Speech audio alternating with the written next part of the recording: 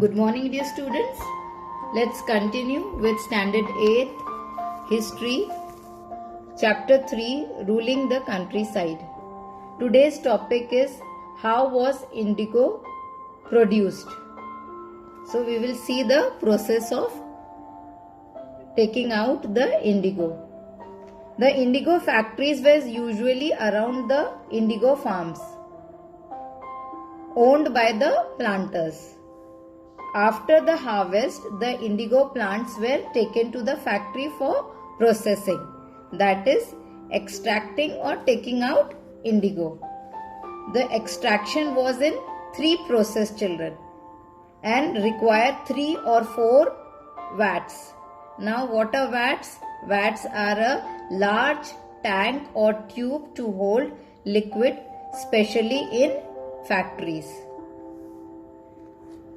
Each vat had a separate function.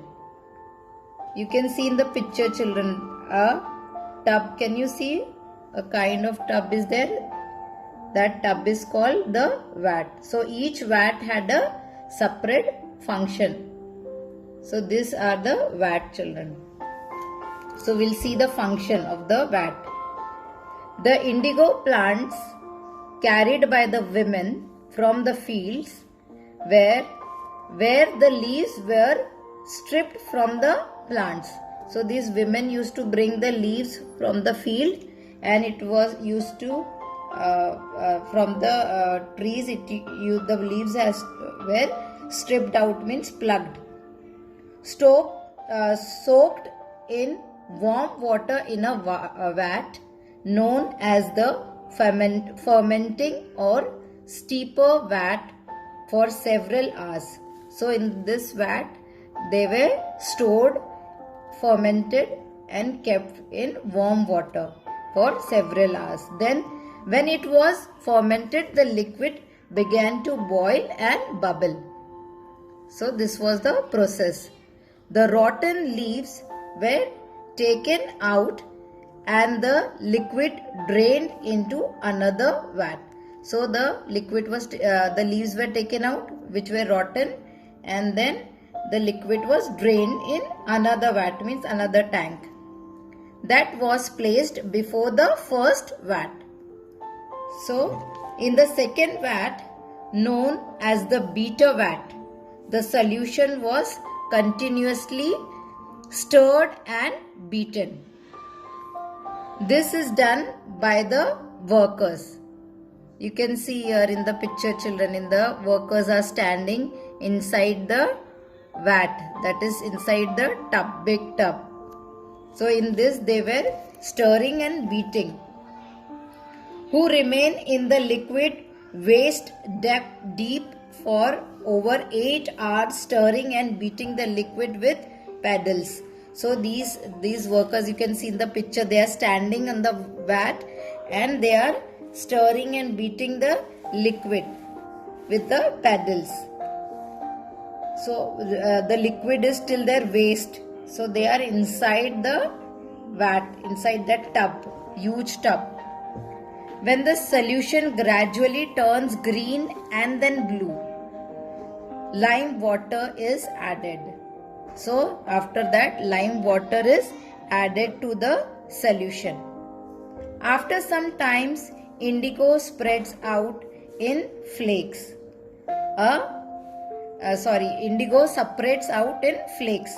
Then after some time, after doing all this process, the indigo separates out in flakes. A muddy sediment settled at the bottom of the vat, and a clear liquid rose to the surface. The liquid was drained off, and the sediment that is in the indigo pulp, that is pulp, transferred to another vat known as the settling vat, and then pressed and dried for sale. So this was the process of indigo. Now we come to this was the process of taking out the indigo. Now we come to our next topic, that is the Blue Rebellion and after. So in March 1859, a rebellion broke in Bengal, children. Many of the riots refused to pay rents to the planters. Not only this, they attacked indigo factories. At some places, the village headmen who were forced to enter into a contract by the planters also supported this rebellion. So you can see these even the headman was supporting. You can see in the picture, okay, headman was also supporting the farmers there. Peasant at some time thought that they would get support from the Britishers, but it was not so, as the Britishers became cautious after the revolt of 1857, and so they brought military for safeguard. So the Britishers brought military for safeguard planters in the indigo district. You can see the picture, the military was there to safeguard the planters. So now Queen Victoria ordered magistrate of Barsat, Ashley Eden, to issue a notice stating that riots would not be forced to enter into indigo contracts, because see, they were every time they were forced to sign the contract. So they Queen Victoria ordered that they will not be forced to enter into the contract. An indigo commission was set up to look into the matter. So one committee was set up to see this matter. The commission made up with the following conclusion, and that committee came up with following points. Okay, they found out that planters were guilty, and planters were forcing riots to enter into contract. Second, and third, they found that indigo cultivation was not profitable for riots. And fourth thing which they found out, that riots were asked to fulfill the existing contracts, but they got the right to refuse for indigo cultivation in future. So these all things they came up with.